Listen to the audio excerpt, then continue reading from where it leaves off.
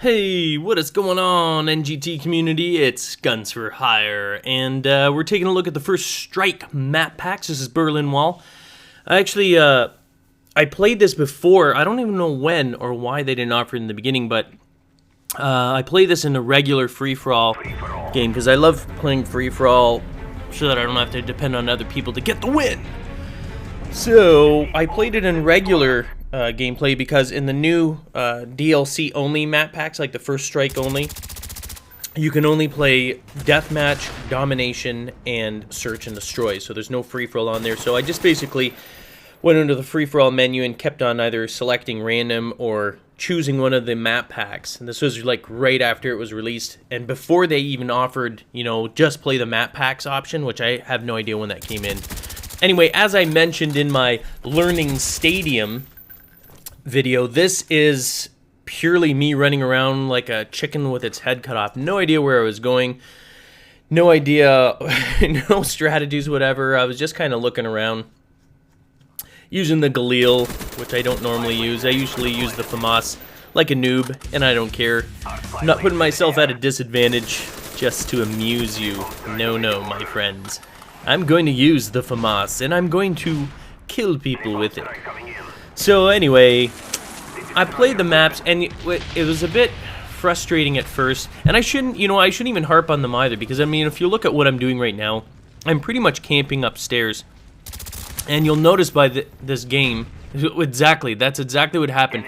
Everyone in the first, like, I don't know what happened. Maybe in the first 24 hours. I think there's more movement now. At least my experience is people are starting to move around a little bit more because they're becoming a little more comfortable or familiar with the maps. But in the first, like, I don't know, maybe it's not 24 hours, but around there, people were camping the crap out of this. I mean, it was like a giant outdoor tent jamboree going on. Nobody was moving. This game goes right to the 10-minute mark, which you could see by the length of this video, because hardly anyone was moving. Like, people just were not going around. They were staying in buildings because they weren't sure where people were going. Maybe they were just scared. Maybe they were just sort of, seeing if people come through, if they're like, good vantage points. And sometimes that's actually good. I mean, in the beginning, sometimes it's actually smart when you're first playing a game, instead of running around everywhere, to sort of take a moment, take a few minutes, and, ignore the people that are, the other people that are been playing this for a long time, because they're going to go, oh, blah, you're a camper, blah, blah, blah. They'll complain because they're not checking corners and stuff. But once you know how to check corners, know where people actually position themselves, snipers or whatever, it's not that big of a problem. It's not problematic for you because you know to check them, you know to look up, you know to look at certain spots before you move across a laneway. So yeah, people complain about campers, and sometimes I do as well, to a certain degree, but you complain more or less. The way I see it is you complain because you're lazy and you're not checking, and I am no different than anyone else. When I'm running around with an SMG, whether it's my MPL or whatever, or the Caparas, and I get killed by some dude that's in a well-known camping spot, and I didn't check it before I went running around the corner like I'm friggin' Rambo, that's my own damn fault. People camp. The reality is people will hold positions, people will camp up there, whether they're snipers or whatever, it doesn't matter. The reality is there's always going to be campers in these games. The sooner you get over that, the sooner you'll stop complaining. Well, you'll probably never stop complaining. That's the beauty of it. We complain because it's an easy way to say, that's not my fault. I died because that guy's a camper. The reality is you died because you didn't check a corner. The reality is that you died because you're a careless, gamer, and you're not thinking as you're going. Granted, some of you are packing bongs, and you can't see your TV because there's so much smoke in front of you. And that can sometimes hinder your ability to remember to check corners. But you're just having fun, so it shouldn't really matter anyway. That being said, this game is not, it doesn't even end. I'm running around trying to find people here and there, with the exception of me sort of camping once in a while. Yes, I know, my bad. But people are they're just hunkered down, like they're not moving, like they're not going across the map. I'd have to go across to actually find these people. Oh, am I finally using my FAMAS? Yes. So it's very difficult. In the beginning, it was a little difficult, problematic for run and gunners, only because majority of the people sort of acclimatizing themselves to the maps, I guess, were kind of hunkered down and not really moving around too much. So you ended up with games that went the time limit. And whenever you see the time limit, like the only time I see that on the new maps now, or when I have a lobby full of noobs, inexperienced players. And noobs isn't a mean name. It's not like I'm calling you a bunch of F and A-holes or something, you know what I mean? It just means new player. It's just a name, like you're a noob, you're a newbie, you're a new player. It's not like you're a piece of garbage, you're just new to the game. It has nothing to do with your ability later on that maybe you'll be the most devastating player ever, but in the beginning, you know, there's an adjustment period, and everyone at one point is a newbie. And right now, I am a newbie on this map, because I don't know what's going on. But anyway, the only time you ever see the time limit reached, at least now in Black Ops, is when you're in a lobby full of noobs, because they don't know. And it's the same situation that I'm running into here. This is very, very early after the release, like within a few hours after the release. So people are not moving around. And because people aren't moving around, there's not a lot of killing going on. There's a lot of camping.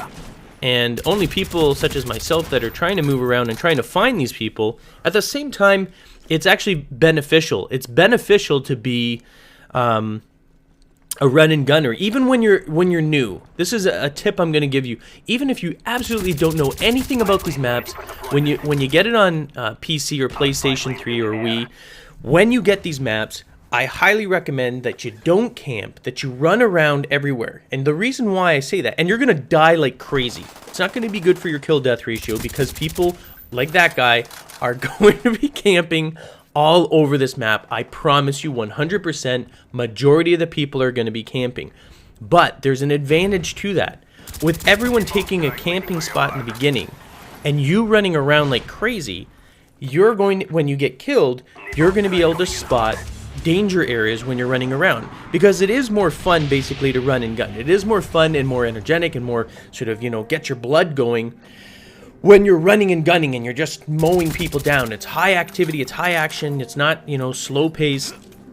And that's really what Call of Duty is known for. If you want other more strategic games, you're looking at Battlefield, you're looking at Medal of Honor, you're looking at Killzone, any of those types of games there are a little slower pace and more tactical. Where in this, it is all about moving fast. It is all about reaction speed and getting those kills. So in the beginning, when you're running around and you will get killed by campers, I promise you that.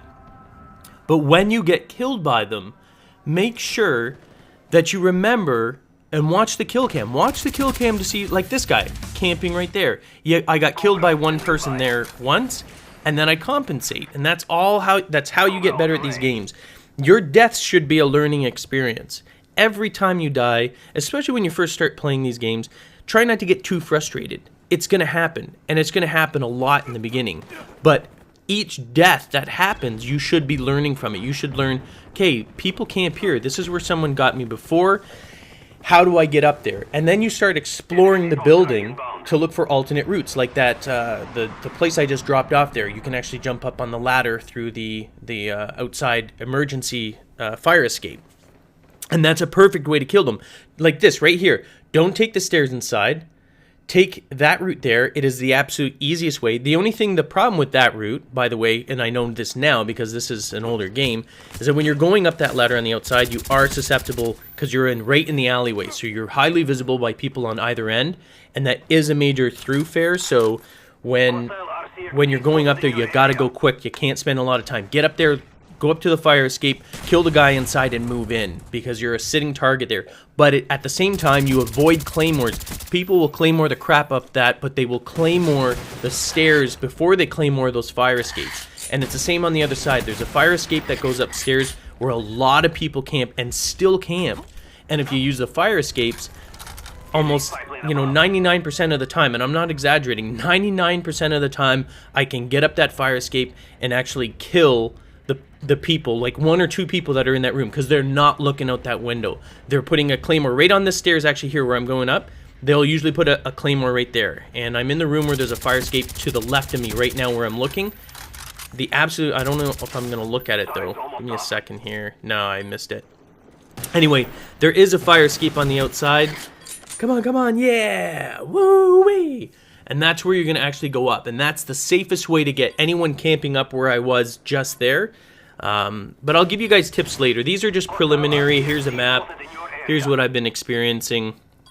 But I will give more in-depth tactical gameplay videos for you later. Back to sort of old school NGT style. Play it once through without pausing it, then play it again, pausing it, showing you key spots that you got to look for, and look for snipers, campers, or anything like that. Anyway, that's it. I'm Guns for Hire, and that was Berlin Wall from the First Strike map pack. Peace. Get the latest updates and stay in touch with the NGT community with our all-new Facebook application. Check the description of the video for details.